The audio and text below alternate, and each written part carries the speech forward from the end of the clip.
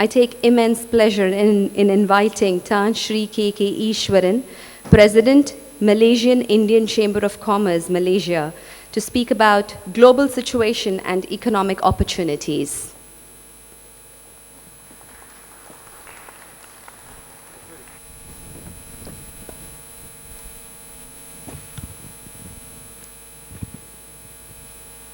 Vanakkam.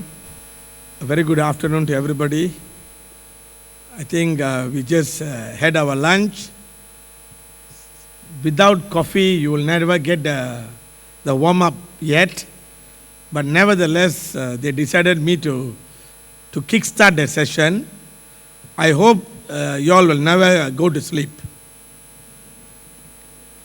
First and foremost, I would like to thank Dr. Sampath for organizing this fourth Tamil Economic Conference. The subject is very interesting subject, global situation and economic opportunities. I think a lot of us knows today, globally there are a lot of issues. But the first pertinent issue is food security.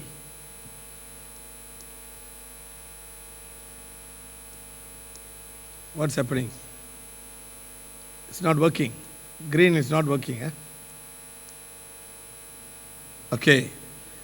You must see the whole world population is estimated to have reach about 7.6 billion as of October 2017.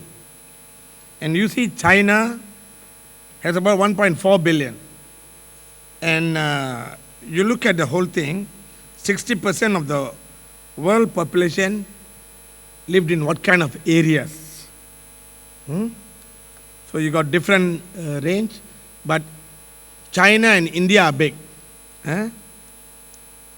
So you talk, number one is food security. Number two, energy and environmental security. Number three is a very pertinent subject at today's century. That is the competing in a new era of globalization.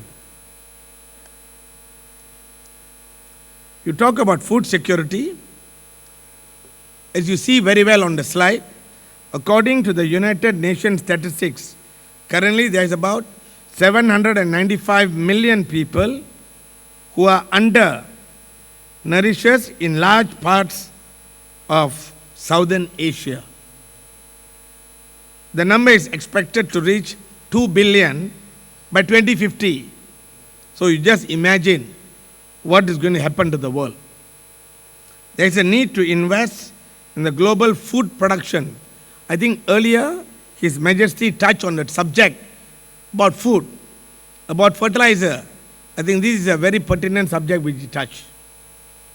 And to achieve zero hunger by 2030, in the United Nations Economic and Social Council, which held in February 2017, proposed an extensive use of technology in agriculture to improve productivity. Because those days, you do not have technology.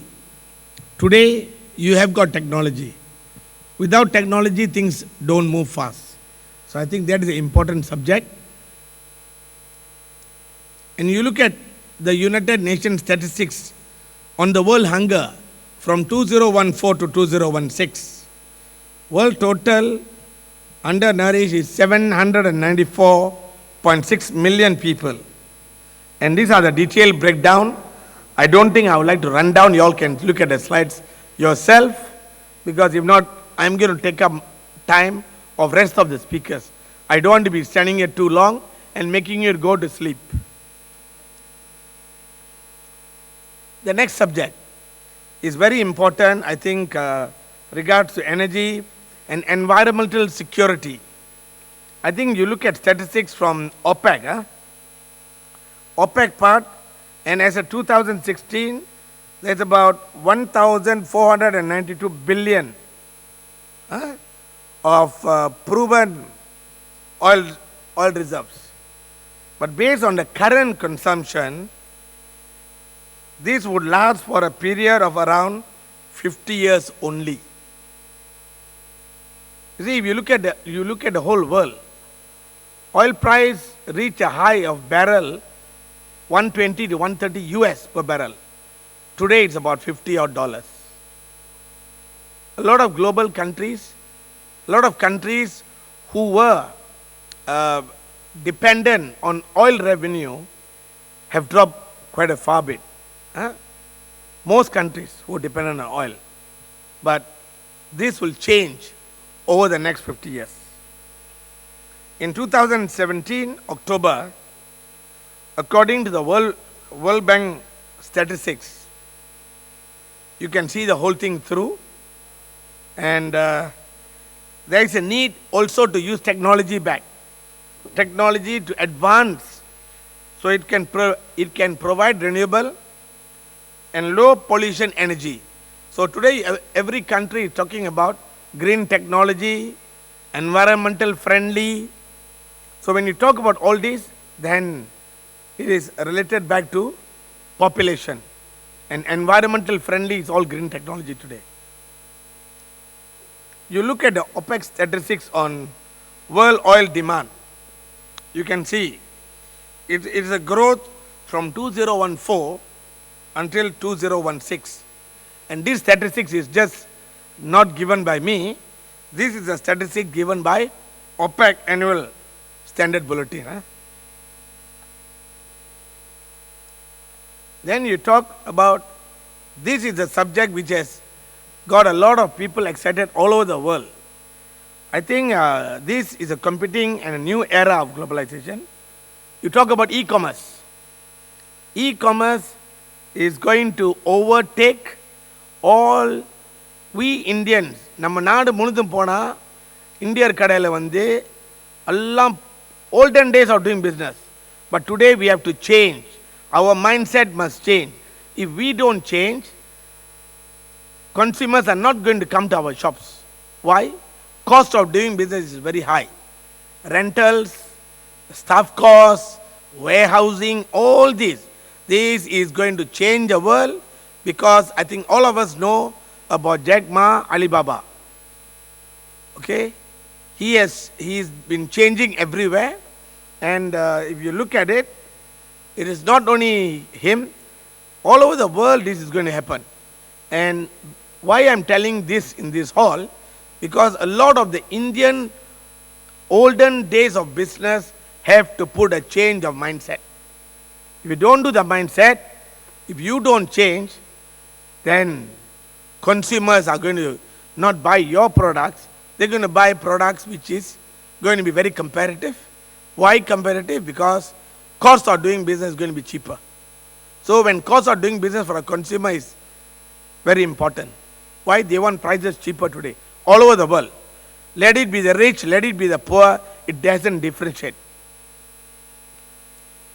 And then you talk about the digitalization need. The gap between digital divide between the urban and rural community. For all these things, what is important? The importance of the world today, if you notice, in fact, some of my colleagues were, when we were having a dinner last night, they were talking about telecommunication. Today, all over the world, just mobile operation of business is not only stagnant, possibly going down. And a lot of Indians from India, I think you will understand better than any one of us in other parts of the world, because in your country, today, I think you know very well, Joe is taken everybody virtually to dry cleaners. Why? Today, even mobile operators, today cost of making calls, you don't need to pay money. Huh? Only what do you need? You only need data. With data today, telephone calls are cheap all over the world. No need to pay telephone bills. So data is important. So you go back to e-commerce, is also data. So for data, what is important? The infrastructure is very important. The infrastructure means fiberization. If you notice China, why I'm talking about China, you all will say in an Indian forum, why this man is talking about China. we have to think like them. If we don't think like them, then our community all over the world, we will face issues in retail, in technology, in telecommunication, every area. Even you talk about health. Health also today you talk about having broadband. And the broadband, you cannot have low speed. It must be high speed. For high speed, you need what? You need to make sure it is all fiberization. You don't talk about HFC technology anymore. HFC is an obsolete technology. So I think everybody must understand it's significantly important that all over the world things will change. We have to be ready for the change. If we are not ready for the change, then we will be out of business. This is the frank opinion that I'm telling you. And then you look at the opportunities on global growth, strengthening. The first thing, this is mainly attributed to the improvement in the economy of China and South Asian nation. And this is all real proper statistics given by World Bank report. This is not created by some company or research company only. This is the World Bank report. And according to the World Bank, 2017 update, East Asia and the Pacific will still remain as the world engine for growth, which is expected to grow about 6.4% and to 6.2% for 2017-2018. So the growth is significant also. Then you talk about population in the ASEAN. I think a lot of people in this hall, some might know, some might not be aware. Because you are too busy making money, you don't look at this. But you have to look at this. The ASEAN region has got about 628.9 million as of 2017. And it'll grow to 717 million in 2030 by population and 741 million by 2035, a rate of 0.85% per annum. And you must see that Southeast Asia population is equivalent to about 8.59 of the total world population. And ASEAN is a you say in English, is a sleeping tiger which is ready to move. Which is ready to move. And based on the ASEAN statistics 2017 and using the figures of 2015, you see approximately the population is still the same. And ASEAN region, which is around 25.6 between the age of 15 and 29. Today the age group is very important. Age group is very essential. And the urban population is estimated around 22.5%. Economic opportunities for ASEAN, for all of you, all over from India, from London, Canada, Chicago, even from Durban, Singapore, which is our neighbor.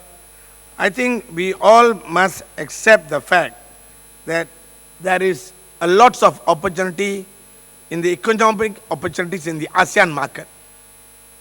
And you look at why I talk about this is because I come from Malaysia.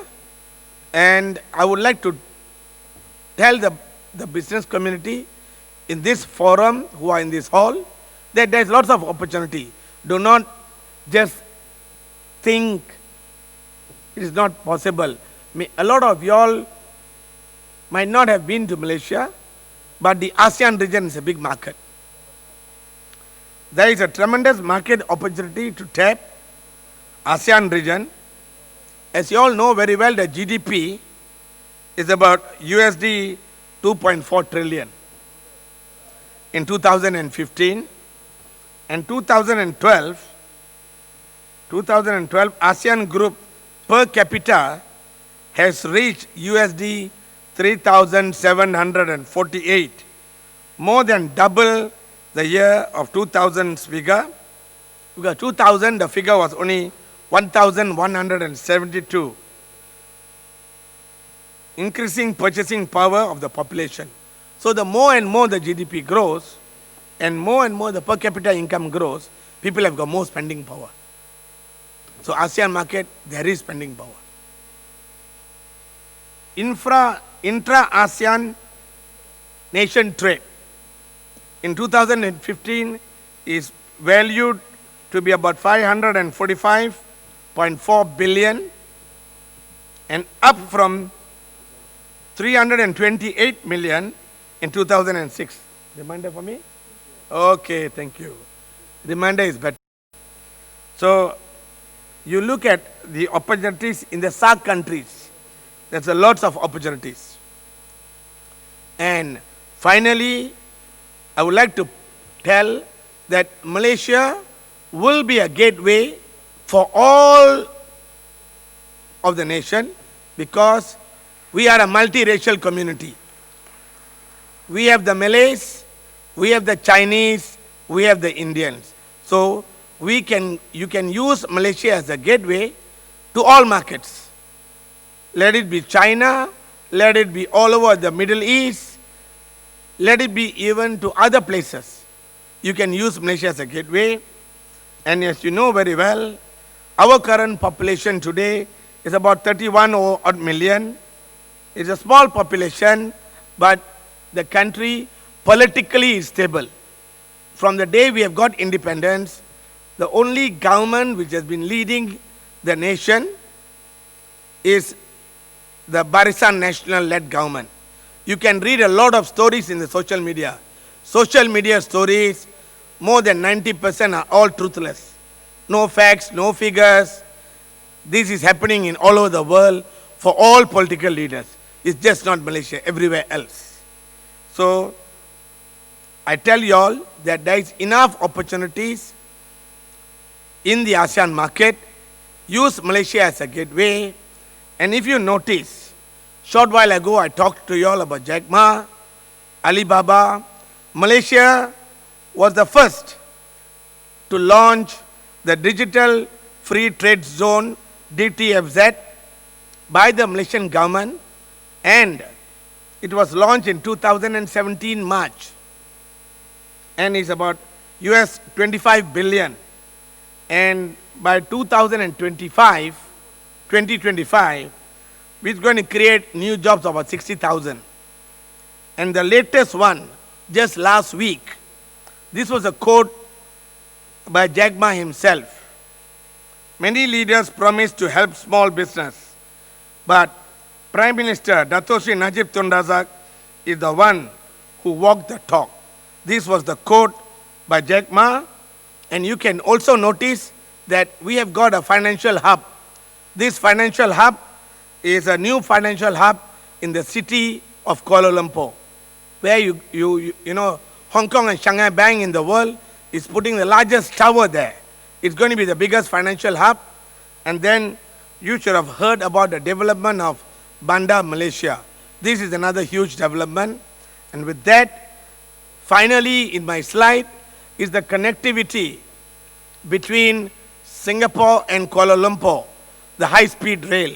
So with that connection in the future, in the next 5 years to come, both population of these countries will benefit both sides of the site, and the benefit is going to go to the nation. So please do not lose this opportunity to look into the ASEAN market. Use ASEAN as a gateway, and Malaysia, we welcome all investors because our Prime Minister, Yang Amat Berhormat Datuk Seri Najib Tun Abdul Razak, his father was the second Prime Minister of the country. The son is the sixth Prime Minister. He is a very forward-looking, open-minded for all investment. Thank you.